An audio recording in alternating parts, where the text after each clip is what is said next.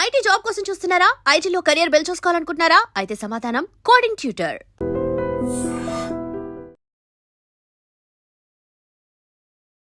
నమస్తే, welcome to I dream social spotlight with Kavitha.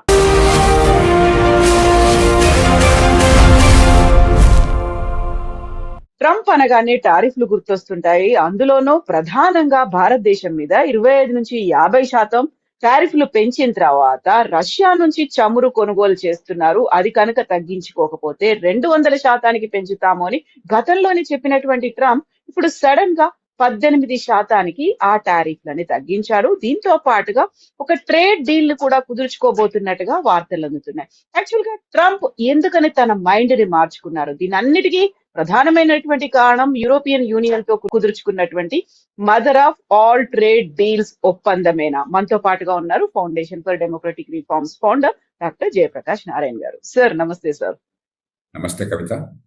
Sir, మనం Trump గురించి బోల్డ్ అని విషయాలు, అంశాలు, ఇష్యూస్ మాట్లాడుకున్నప్పుడు కూడా ప్రతిసారి ట్రంప్ టారిఫ్లను పెంచుతున్నాడు అనేది మాట్లాడుకున్నాం. But for the first time టారిఫ్లను తగ్గించారు. గతంలో ఉన్నటువంటి టారిఫ్ల కంటే కూడా ఈసారి తగ్గడానికి కారణం ఏంటి సార్?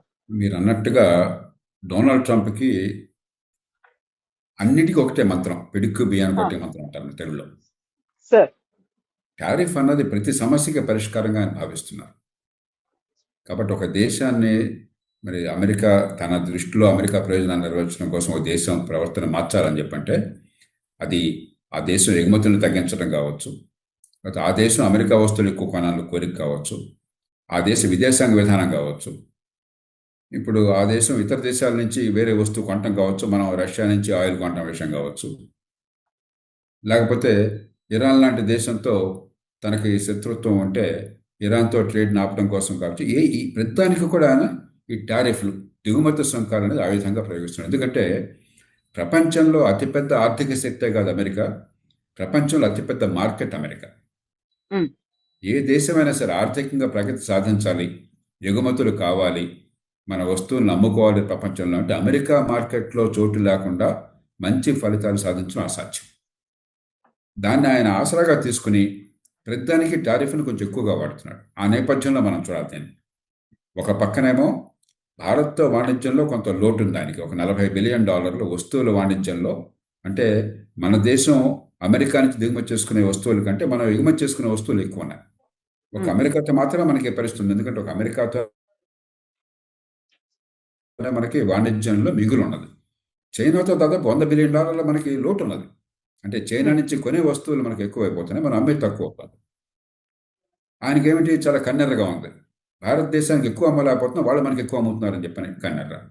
అట్లాగే రష్యా నుంచి చమురు కొన్నట్టయితే రష్యా యుక్రెయిన్ యుద్ధాన్ని ఆపదు, రష్యాకి డబ్బులు చేతులు చెబుతున్నాయి. చైనా కానీ ఇండియా కానీ మరికొన్ని దేశాలు కానీ కొంటున్నాయి, చివరికి యూరప్ కూడా కొన్ని కొంటుంది. రష్యా నుంచి గ్యాస్ ఇప్పటికీ కొంత కొంటుంది, మరికొన్ని వస్తువులు కొంటుంది. కానీ ఇండియా అయితే కొంచెం మాట వింటుంది, ఇండియా అయితే లొంగిపోతుందని చెప్పిన ఆలోచనతో ఇండియా మీద పడిపోయి అదనంగా ఇంకో 25% టారిఫ్. ఇలాగ టారిఫ్ని ప్రపంచంలో అన్ని దేశాలు ఆయుధంగా వాడుతున్నాడు, మన దేశం ఆయుధంగా వాడాడు.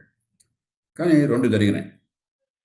ఒకటి, అమెరికాలోనే వివిధ పార్టీల్లో, డెమోక్రాటిక్ పార్టీ కావచ్చు, లేకపోతే రిపబ్లికన్ పార్టీ కావచ్చు, ఆ దేశంలో దౌత్యవేత్తలు కావచ్చు, ఆర్థికవేత్తలు కావచ్చు, దీర్ఘకాలంగా మరి జాతిని గురించి వ్యూహం వేసేవాడు కావచ్చు, నేషనల్ సెక్యూరిటీ ఎక్స్పర్ట్స్ కావచ్చు, భారతదేశం లాంటి దేశంతో ఎదుగుతున్నటువంటి చైనా విపరీతంగా అన్ని రకాలుగా ఎదుగుతోంది, అమెరికాకి ధీటుగా ఎదుగుతోంది. అలాంటి నేపథ్యంలో చైనా తర్వాత ఎదిగే అవకాశం ఉన్న దేశం భారతదేశం. ఇప్పటికే ప్రపంచంలో 4వ ఆర్థిక శక్తి ఉంది, రేపు 3వ ఆర్థిక శక్తి అవుతుంది. అలాంటి దేశంతో దీర్ఘకాలిక సంబంధాలు చాలా ముఖ్యము. ఈ చిన్న చిన్న గిల్లి కజ్జలు పెట్టుకోవడం మంచిది కాదని చెప్పిన భావం అక్కడ వ్యక్తమైనది అమెరికాలో. అలాగే మనం కూడా కొంతమేరకు మన ప్రయోజనాలు నష్టం వాటిల్లకుండా కొంతమేరకు అమెరికా అధ్యక్షులను సంతృప్తిపరిచే ప్రయత్నం చేశాం, మన ఆత్మగౌరవం దెబ్బతినకుండా. దాని ఫలితంగానే ఈవేళ మనకేమైంది, 18% సుంకాలని చెప్పని కొంతమంది అనుకోవచ్చు. మనకి 18% ఉందా 30% ఉందా మనకు అనవసరం, ఎందుకంటే సుంకాలు భరించేది అమెరికా ప్రజలు, దిగుమతి చేసుకునేవాళ్ళు. కానీ సుంకాల వల్ల మనం అమ్ముకునే అవకాశం లేకపోతే అమెరికాలో మనకు నష్టం. అమ్ముకునే అవకాశం ఎప్పుడు తగ్గుతుంది, మనతో అమెరికాలో అమ్మడానికి పోటీ పడేవాళ్ళు కనుక మనకంటే తక్కువగా సుంకాలు ఉంటే నష్టపోతాం మనం. కానీ మనతో పోటీ పడే దేశాలన్నీ కూడా మనకంటే ఎక్కువ సుంకాలు ఉన్నాయి. మనం 18% మనకు విధిస్తే ఇతర దేశాలకి 19, 20, చైనా అయితే 37% ఉన్నాయి. కాబట్టి సుంకాలు అంత వేశారని కాదు. మనతో పోటీ పడే వాళ్ళకంటే మనకు తక్కువ సుంకాలు ఉన్నాయా, సమానంగా ఉన్నాయా, ఎక్కువ ఉన్నాయా అని చెప్పినది. ఇప్పటిదాకా 50% అనేసరికి ఎక్కువ ఉన్నాయి, ఇప్పుడు తక్కువకి వచ్చాం. కాబట్టి మనకు పూర్తిగా ప్రయోజనం ఇది. అలాగే రష్యా నుంచి ఆయిల్ దిగుమతి చేసుకోవద్దు. మొహమ్మద్ కోపంతో ముక్కును కోసుకోరు ఎవరు కూడా విజ్ఞత గలవాడు. రష్యా నుంచి ఆయిల్ కొనడానికి కారణం అమెరికాని దెబ్బ కొట్టాలనే కాదు, మనకి రష్యా ఆయిల్ చౌకగా దొరుకుతుందని చెప్పని. కానీ ఇప్పుడు పెద్దగా చౌకగా దొరకట్లా. ఎందుకంటే రష్యా ఆయిల్ని ఎవరు కొన్నా సరే ఆ కంపెనీల మీద ఆంక్షలు పెట్టింది అమెరికా ఈ మధ్యకాలం. మొదట్లో పెట్టల. రిలయన్స్ కంపెనీ ఉదాహరణకి రష్యా నుంచి పెద్ద ఎత్తున దిగుమతి చేసుకుని ఇక్కడ రిఫైన్ చేసి మళ్ళీ యూరోప్కి ఇతర దేశాలకు అమ్ముతోంది. రిలయన్స్ కంపెనీ కొనడం ఆపేసింది. ఎందుకని? రష్యా నుంచి ఆయిల్ కొంటే రిలయన్స్ కంపెనీ మిగతా ఏ వస్తువుని ఇంకా ఇతర దేశాలు అమ్ముకునే అవకాశం లేకుండా చేస్తుంది అమెరికాకు ఆ బలం ఉంది. కాబట్టి ఎలాగో కంపెనీలు ఆపేస్తున్నాయి. ఎందుకని? ప్రపంచంలో నిలదొక్కోవాలి కాబట్టి. అంచేత మనకి పెద్ద నష్టం లేదు. రష్యా నుంచి ఆయిల్ కొనటం వల్ల వచ్చే కొద్దిపాటి లాభం ఉంటుంది.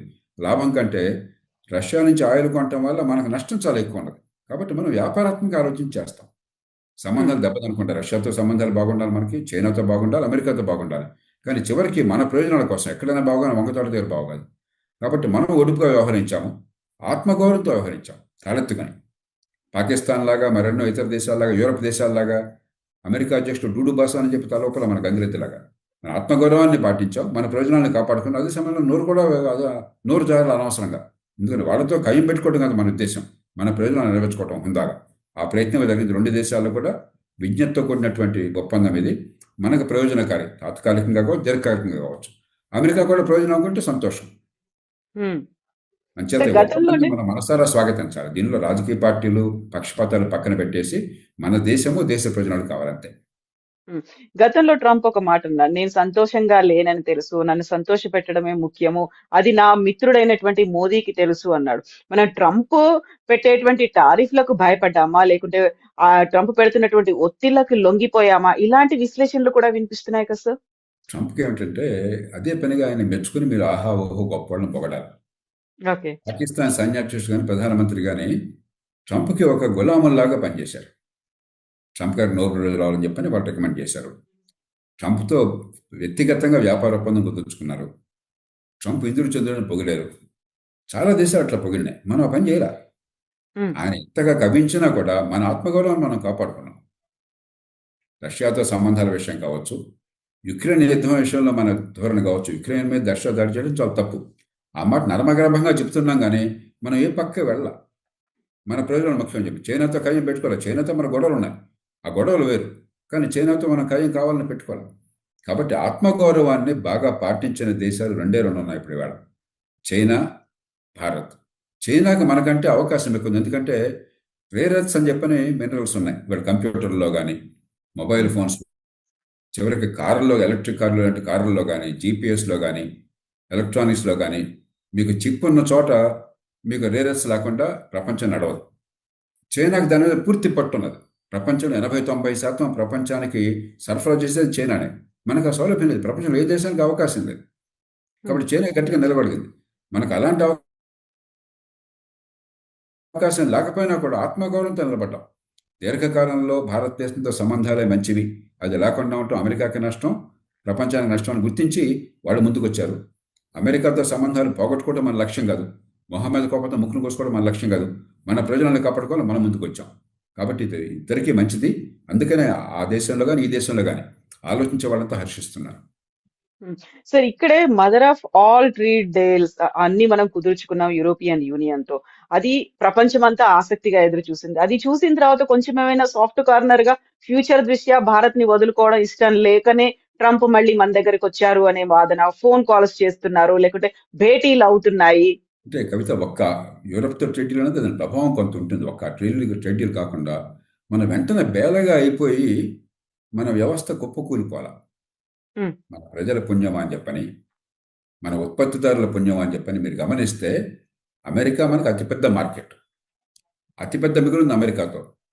అమెరికాతో వాణిజ్యం చాలా రంగాల్లో ఈ సుంకాల వల్ల స్తంభించిపోయినా కూడా ఇతర దేశాలతో పెంచుకోగలిగాం. మొత్తం మీద మన ఎగుమతులు ఒక 3% పెరిగినాయి గత 5-6 నెలల్లో. అమెరికా లాంటి అతిపెద్ద ఆర్థిక శక్తి మనకు అతిపెద్ద పార్ట్నరు ఈ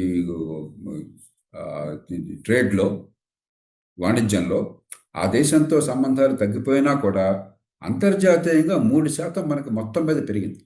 అమెరికాతో కూడా కొంతమేరకు మనం ట్రేడ్ మెయింటైన్ చేయగలిగాం. ఎందుకంటే టారిఫ్ లేని వస్తువులు ఉన్నాయి, అది బాగా నమ్ముకోగలిగాం. మన ఆర్థిక వ్యవస్థ గొప్ప కూలిపాల, ఆర్థిక ప్రగతి అన్ని దేశాల కంటే ఎక్కువ, పెద్ద దేశాల కంటే ఎక్కువ సాధించాం. కాబట్టి ఏమిటంటే ఈ దేశాన్ని మనం బలప్రయోగం చేసి వంచలేమని కూడా అర్థమైంది అక్కడ. రెండోది, కలిస్తే లాభం ఉంది నష్టం కంటే ఎక్కువ. అందుకని మీరు గమనించారు, ట్రేడే కాదు, ఇది అవగానే ఏమన్నారు, అమెరికా నుంచి మనకు ఏ వార్త వచ్చింది, క్వాడ్ అనేది అమెరికా, భారత్, ఆస్ట్రేలియా, జపాన్ ఈ 4 కలిసి ఒక కూటమిలాగా ఉండి ప్రయోజనాలు కాపాడుకోవడం. ఒక రకంగా దీర్ఘకాలంలో చైనా నిర్వహించాలని ఇది అవసరం అని చెప్పని వెంటనే క్వాడ్ ఎక్కడికి పోలేదు, క్వాడ్ ఉన్నది, క్వాడ్ కొనసాగుతుంది, ఖచ్చితంగా దాన్ని పునరుద్ధరిస్తామని వెంటనే మాట అన్నారు. కాబట్టి దీన్ని మొత్తం 2 దేశాల సంబంధాల కోణం నుంచి, లేదా ప్రపంచంలో ఇవాళ ఉన్నటువంటి వ్యూహాత్మక రాజకీయాల కోణం నుంచి చూసినట్టయితే 2 దేశాలకు ప్రయోజనం ఉంది కాబట్టి 2 దేశాలు ముందుకు వచ్చినాయి. సో ఫర్దర్ గా ఉండేటువంటి డెవలప్మెంట్స్ ఎలా ఉండబోతున్నాయి సార్? ఎందుకంటే ట్రంప్ ఎప్పుడు ఒక మాట మీద ఉండడు, లేకుంటే మారిపోతూ ఉంటాయి ఆయన ఆలోచనలు కావచ్చు, లేకపోతే ఆయన తీసుకునేటువంటి డెసిషన్స్ కావచ్చు అనుకున్నప్పుడు. సో భారతదేశంతో ఇది ఇలాగే కంటిన్యూ అవుతుందంటారా?